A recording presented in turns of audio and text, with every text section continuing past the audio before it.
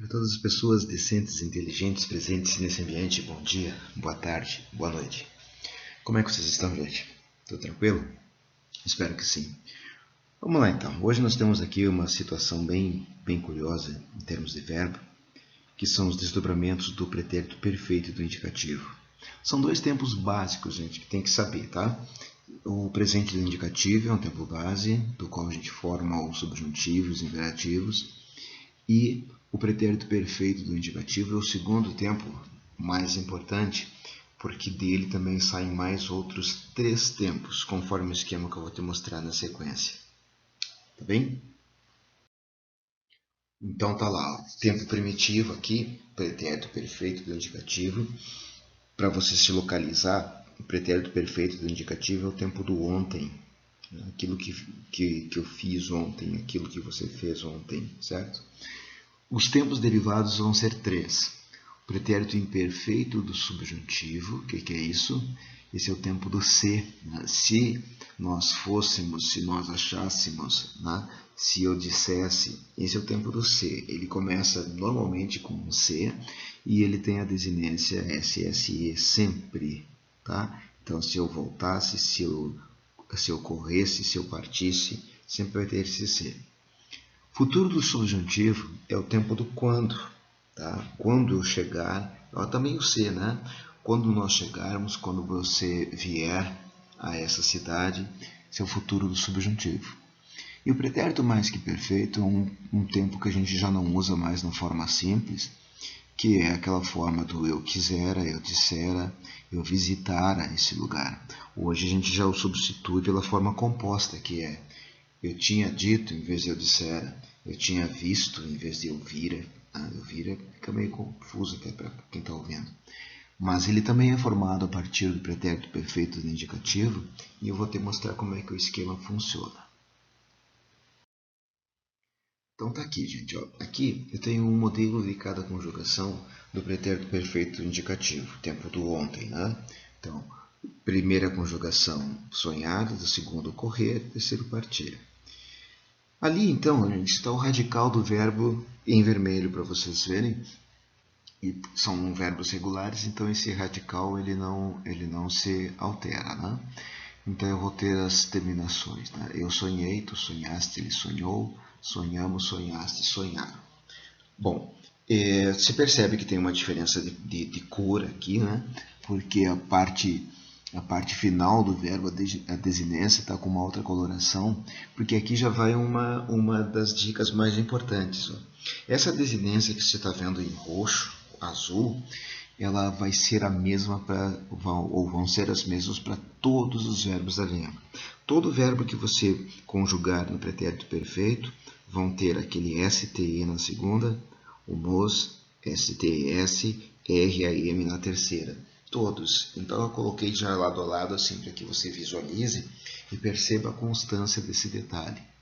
Não dá para dizer que aquele I do eu sonhei, corri, parti vai acontecer sempre, tá? Tem verbos que não tem, por exemplo, né? Eu soube, eu não coube, eu tive. Então alguns verbos não vão ter, mas a forma com STE, MOS, STES e RAM, todos os verbos da língua vão ter. Aqui está sublinhada a segunda pessoa. Se poderia fazer isso com qualquer uma das do plural também, né? Que funcionaria da mesma maneira. Mas eu vou adotar a forma base, então, a segunda pessoa do pretérito perfeito. Então eu tenho a forma sonhaste, correste, partiste. Tá? Vamos lá. Aí se faz assim, ó. Você pega a segunda pessoa do singular e retira o STE. Então, tu sonhaste, menos o STE, fica sonha. Tu correste, corre, né? Tu partiste, tira o STE. É importantíssimo esse detalhe, tá? Isso aqui talvez seja a coisa mais importante. Em verbos regulares, você vai dizer que o verbo volta simplesmente para o seu nome, né? Sem o R. Não é isso. E não pode pensar dessa maneira, porque senão você vai cair em equívocos depois com os verbos irregulares. Então funciona da seguinte maneira. Está aqui a forma que sobrou do pretérito perfeito sem o STE. Essa forma que sobrou, gente, tirou o STE, você simplesmente repete ponta a ponta. Então será tu sonhaste, tira aquele STE e você vai ter esse sonho em todas, né? Em todas as formas. Tá? Esse acento aqui está no sonhar ali, eu vou tentar tirar depois. Né? Vou tentar arrumar, mas não tem aquele acento ali. Então aqui está a base, gente, tá? Para todas as pessoas. Aí, para formar o imperfeito do subjuntivo, que é o tempo do ser, você pega simplesmente a forma básica, que é essa que já está aí, e acrescenta o quê? Acrescenta S, S, E, para tudo. Tá? Aí vai ficar assim. Olha ali. Tá? É só acrescentar o SSE à forma básica que você obteve lá do pretérito perfeito. Tá, que mais? Bom, aí o que vai acontecer é o seguinte, ó, a partir daí você vai acrescentar as desinências padrão, e aí você vai ter isso. Olha ali, ó. Olha quem são. S, mos, is e m. As de sempre. Tá? Então veja, ó. Então, se eu sonhasse, se tu sonhasses, se ele sonhasse. Se nós sonhássemos, agora sim com acento, vós sonhasses e eles sonhassem. O mesmo você faz para o verbo correr, o mesmo se faz com o verbo partir. Então, forma básica, aí acrescento o SSE e as desinências serão as mesmas. Eu posso fazer isso com quantos verbos? Somente com todos. Todos os verbos da língua formam o imperfeito do subjuntivo assim. Você pega a forma básica da segunda pessoa do pretérito perfeito, acrescenta o SSE e, é claro, para cada uma das pessoas ali se acrescenta as desinências correspondentes. Primeira e a terceira não precisa acrescentar nada. S na segunda, mos, is e m nas do plural. Simples assim? Simples. Não tem falha? Não tem falha. Todos os verbos? Todos os verbos. Agora vamos formar o futuro do subjuntivo. Voltei para a mesma forma básica. Só que agora eu vou acrescentar um R. Tá? A forma básica tem que lembrar sempre. Ó. Vai lá no pretérito perfeito. Tu sonhaste. Tá? Tira o STE, está ali a forma básica. Tu correste, forma básica. Tu partiste, forma básica. Acrescenta o quê? Acrescenta um R, gente. Olha só. Então vai ser um R de ponta a ponta, todas as formas. O que mais? Agora nas desinências, era para a gente acrescentar S na segunda, mas colocar um S do lado do R em português não é uma coisa muito simples. Então, a gente acrescenta um ES, aí vai ficar assim. Ó. Quando eu sonhar, quando tu sonhares, quando nós sonharmos, quando vós sonhares, quando eles sonharem. Agora percebe, corre o olhar para o lado e veja que as terminações são as mesmas. Você pode pensar, para esses três aqui coincidiu. Não, para todos os verbos. Todos os verbos da língua vão formar o futuro do subjuntivo assim. Pega o pretérito perfeito, tira o STE da segunda pessoa, acrescenta um R, es, mos, des e em. Soube um, sabe todos. E agora vamos formar o pretérito mais que perfeito do indicativo, seguindo o mesmo esquema. Você não vai usar muito esse tempo aqui, mas não tem problema, tá? Então, ó, tenho ali as formas base, e aí vou acrescentar agora uma desinência, que é o RA. Só que eu acrescento RA em quase todas, na segunda do plural não. Aí a vogal muda para E. Então eu vou ter eu sonhara, tu sonharas, ele sonhara, sonháramos, sonhares, sonharam. Vamos acrescentar as desinências para ficar completinho? Tá lá, ó. Então eu sonhara, tu sonharas, ele sonhara. Sonháramos, sonhares e sonharam. É assim que faz o pretérito mais que perfeito. Mas lembrando, sai da segunda pessoa do pretérito perfeito.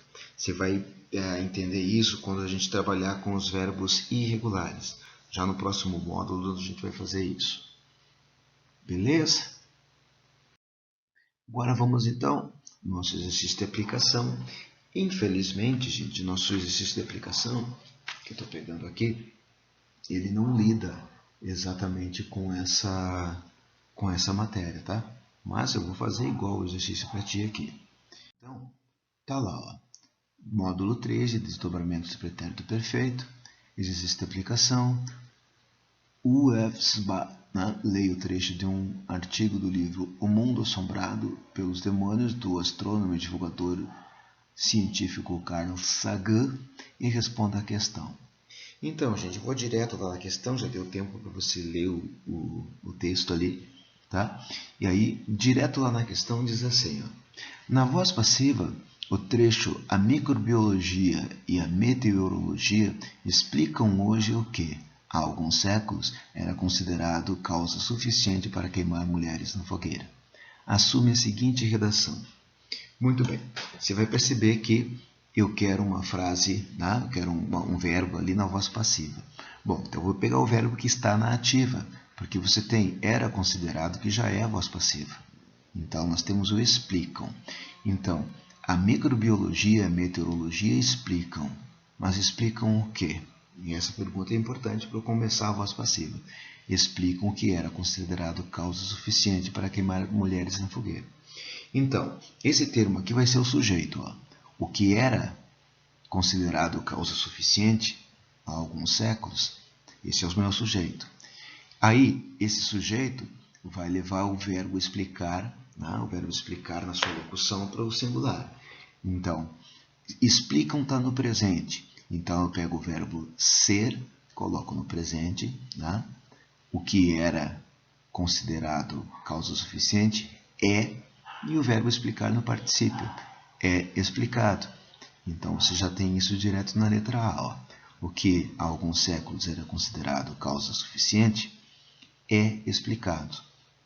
Né? Tem que ser é explicado, não pode ser o explicaria. Não, tem que ser na voz passiva. Ser mais particípio. E no tempo em que o verbo está ali na ativa. Está no presente, mantém o presente. Beleza? Letra A.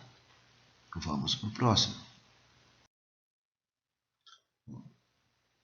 Está ali a questão aumentada para ti. Apostila, né, cara? Aí diz assim, ó, também é uma questão que não tem nenhuma relação com o que nós fizemos em termos de verbo. Mas vamos lá. Ó, em um texto narrativo, a sequência dos fatos contribui para a progressão temática. Né? No fragmento, esse processo é indicado. Então, ali você tem, no livro do Graciliano, no trecho do Graciliano, ele conta, né, uma situação, e aí vocês vão ver lá, ó, surrou, pintou, virando os telos eu distinguia, deitaram-me, enrolaram-me, houve, visitava, tá? Então, ferira. Então, veja que isso tem verbos alternando entre pretérito perfeito, pretérito imperfeito, tá? Então, ali você tem o fragmento desse processo indicado pela utilização de formas verbais que marcam tempos narrativos variados. Letra B, de bondade. Beleza, gente? Espero que esteja claro para vocês. Né? Para mim nunca fica claro. Tá? E nós voltamos já já com o módulo 14, com uma sequência disso que a gente viu aqui e uma observação bem importante sobre a questão dos verbos. Abraço para vocês, até a próxima.